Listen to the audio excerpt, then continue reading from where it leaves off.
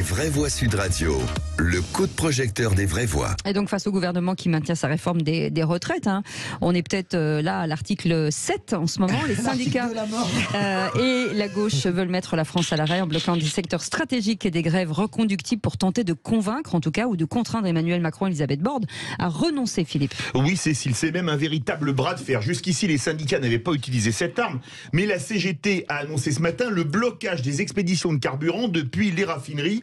Alors est-ce que vous avez peur, vous, de vivre dans un pays sous blocage, plus pouvoir faire le plein de carburant et ne même pas avoir de RER, de train ou de métro ou de tram pour vous déplacer? Ou alors ça ne vous pose pas de problème, vous dites écoutez, le jeu en vaut la chandelle. Dans tous les cas de figure, un seul numéro de téléphone, le 0826 300 300. Et notre spécialiste pour en parler, en tout cas Stéphane Siro est avec nous, bonsoir. Bonsoir. Bonsoir. Merci en tout cas d'être en direct avec nous ce soir, historien spécialiste de l'histoire des grèves et du syndicalisme, professeur à l'université de Cergy-Pontoise. Alors, vous avez un petit peu l'habitude avec nous, Stéphane Siro. D'abord un petit tour de table avec nos éditorialistes justement sur ce droit de blocage et sur le fait que est-ce que on peut accepter que cette grève puisse durer. Pour l'instant, vous dites oui à 75%.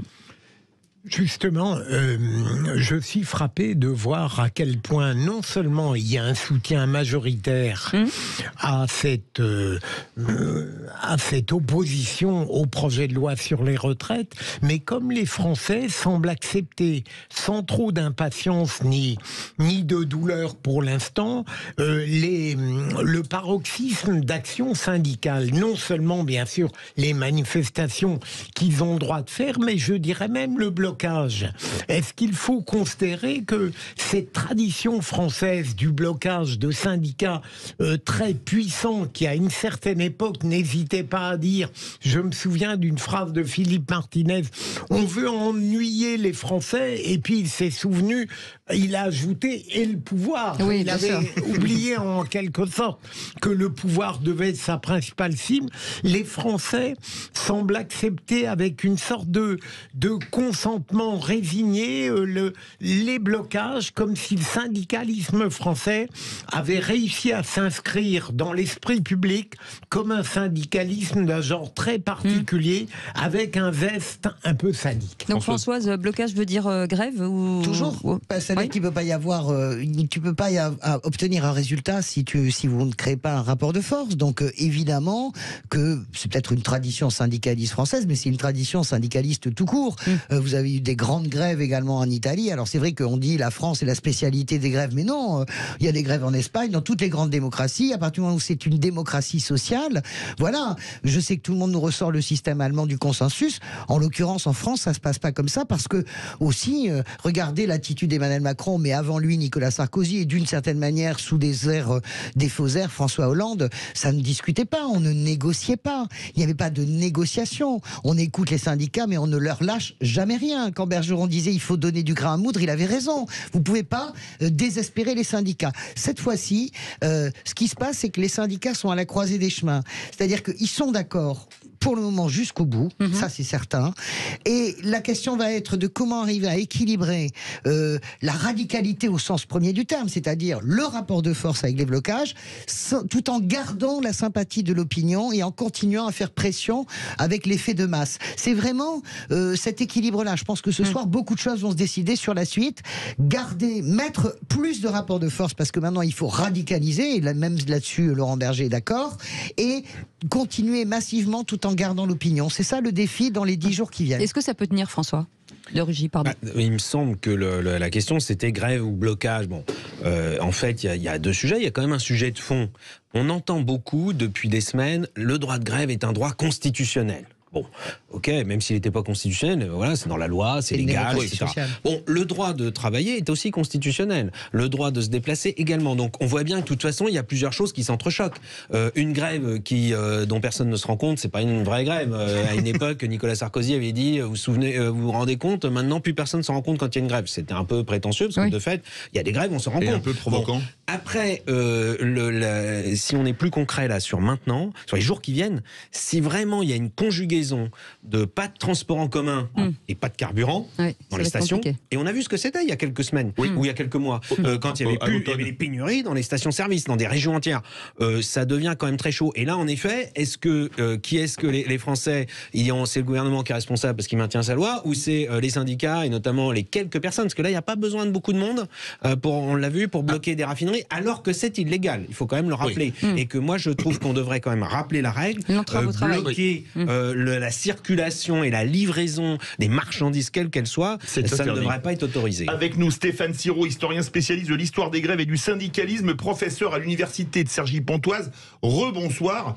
Alors, vous allez faire le juge de paix entre les trois avis assez différents des vraies voix. Quelle est votre opinion dans ce domaine ? Alors, je dirais d'abord une observation. Les organisations syndicales ont été jusqu'à présent plutôt patientes, somme toute, parce qu'elles ont commencé à mobiliser le 19 janvier et elles n'ont commencé à recourir à l'éventualité de grève reconductible qu'un mois et demi après, c'est-à-dire à la date d'aujourd'hui, celle du 7 mars. C'est la stratégie assez classique désormais de monter en puissance d'un rapport de force qui, dès lors qu'un pouvoir de négociation n'est pas laissé aux organisations syndicales, font usage du pouvoir qui leur reste, c'est-à-dire le pouvoir de grève. Il faut quand même rappeler, parce que la grève est une conséquence d'une cause, il faut rappeler la cause. La cause a été dite, y compris par des organisations syndicales traditionnellement plutôt enclines au compromis, c'est-à-dire la CFDT au premier chef, qui se sont montrées déçues du fait qu'elles n'ont été que consultées. On n'a pas eu de processus de négociation véritable qui aurait consisté à intégrer des demandes majeures des organisations syndicales. Ça n'a pas été fait. C'est ce qui a déclenché le mouvement social. Le mouvement social a mis dans la rue un nombre de manifestants assez spectaculaire. C'est accompagné de grèves qui, lors des journées d'action, ont été assez significatives. Et pour autant, ça n'a rien changé. Donc en effet, arrivé aujourd'hui, il reste au fond aux organisations syndicales le seul et unique moyen pour elles d'obtenir encore éventuellement quelque chose, c'est-à-dire de passer à une autre phase du mouvement social, qui est celle des grèves reconductibles. Alors qui peuvent générer en effet, c'est l'effet des grèves reconductibles, d'autant plus qu'elles sont particulièrement fortes dans les secteurs dits stratégiques, ce qui peut entraîner effectivement des perturbations, des désordres, mais le désordre et la perturbation, elle est inhérente au droit de grève. Et ne pas vouloir ni l'un ni l'autre, c'est au fond dénier à la grève le droit qui est le sien. Parce qu'une grève qui ne se voit pas, comme disait Nicolas Sarkozy en 2008, c'est une grève qui ne sert à rien. On n'est pas au Japon, on est en France, et il se trouve que les rapports de force ne se construisent pas de la même manière. François, vas-y. Non, mais moi j'entends ce que vous dites, et puis il faut quand même raison garder. Je commençais à entendre les commentaires des cavaliers d'Apocalypse cet après-midi en parlant de cette radicalité qui allait s'installer.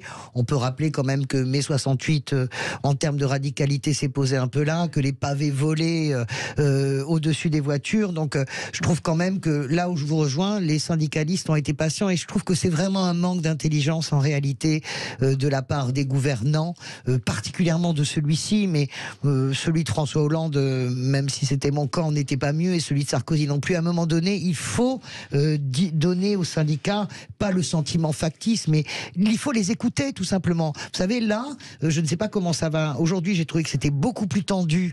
C'est la première fois où on revoit les Black Blocs. Ça m'a vraiment frappé. C'est la 6e journée et on voit les Black Blocs.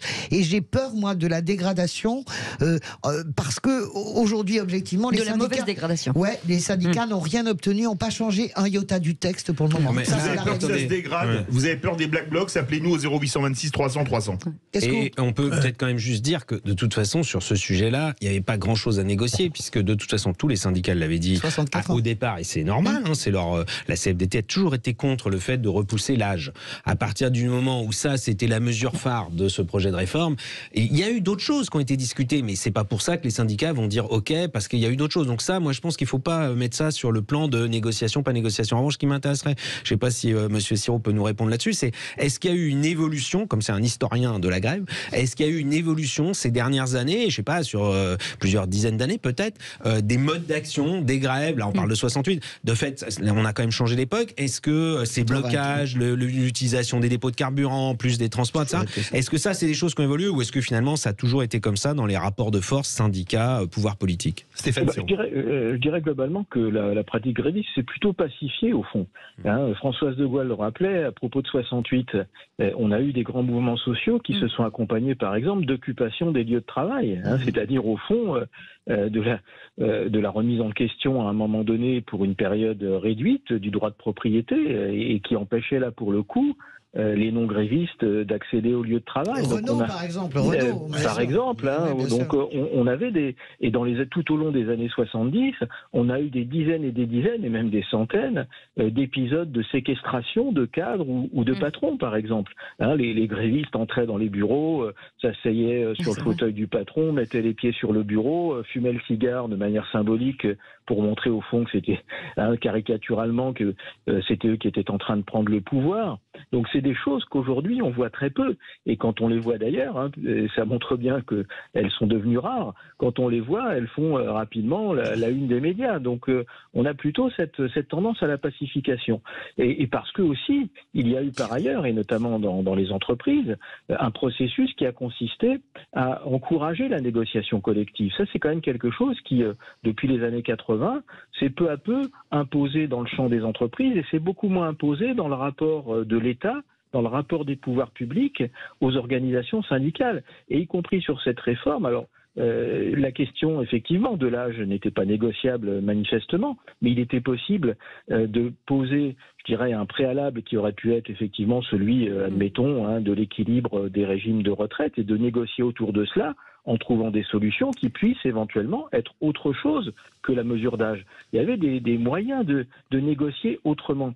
Et par ailleurs, on le voit bien, y compris en termes d'économies faites, si jamais les concessions qui ont été accordées à la droite des LR sont actées au final dans la loi qui sera sans doute adoptée, les économies d'échelle, elles seront relativement réduites. Au début du conflit, je me souviens d'une phrase d'Emmanuel Borne qui avait dit, Elisabeth Borne, pardon, décidément, le en même temps me taraude,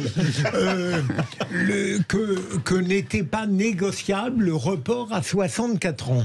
Et à l'époque, je me souviens avoir dit, mais c'est normal qu'un gouvernement indique qu'il y a des lignes rouges qui ne peuvent pas être franchies ni négociables. Et à la réflexion, j'ai changé d'avis en me disant, au fond, pourquoi ce gouvernement a-t-il dit qu'on n'avait pas le droit de discuter du report à 64 ans? Est-ce qu'il ne bloquait pas? Est-ce qu'il n'exacerbait pas un conflit? Qu'en pensez-vous? Est-ce que ça n'était pas une erreur de la part du pouvoir de raisonner de la sorte? Oui, parce que comme je le disais précédemment, y compris si éventuellement on n'est pas forcément d'accord avec cette logique, mais admettons qu'on soit d'accord avec la logique qu'il faille faire des économies, qu'il faille équilibrer le régime de retraite. Ça peut être un préalable en effet, mais autour duquel aurait pu être trouvée toute une série de solutions, y compris une solution qui n'implique pas forcément cet allongement de l'âge légal de départ à la retraite.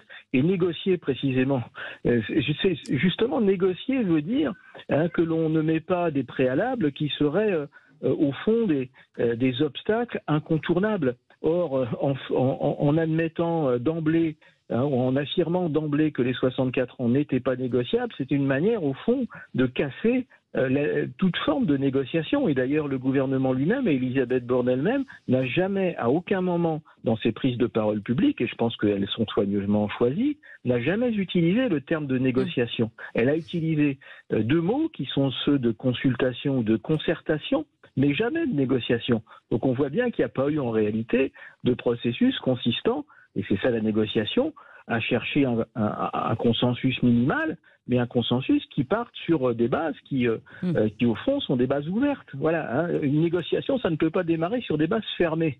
Ça ne s'appelle plus une négociation dans ce cas-là. Et donc ça va être difficile en tout cas de faire marche arrière visiblement. Oui. Merci beaucoup Stéphane Siro de votre éclairage, historien spécialiste de l'histoire des grèves et du syndicalisme, professeur à l'université de Cergy-Pontoise. Vous restez avec nous, ça réagit beaucoup sur notre standard 0826 300 300 si vous voulez revenir sur cette émission. On vous attend au standard, à tout de suite.